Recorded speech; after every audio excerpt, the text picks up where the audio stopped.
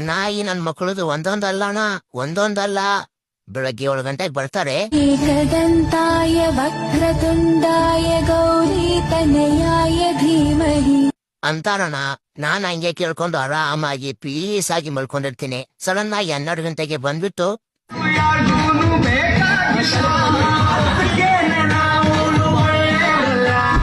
ಅಂತಾರಣ.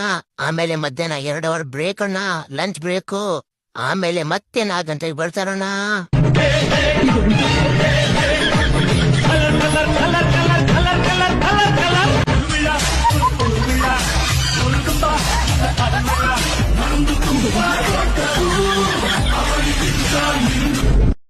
ಮೂರ್ ದಿವಸ ಹಿಂಗೆ ರೋದನೆ ಕೊಟ್ರು ಸರ್. ಹಣ್ಣು ಹಂಪ್ಲ ಕಡಬು ಹಾಲು ಎಲ್ಲ ತಂದ್ಕೊಟ್ರು ಸರ್. ನಾನು ಹಂಗೆ ತಿನ್ಕೊಂಡು ಆರಾಮಾಗಿದ್ದೆ.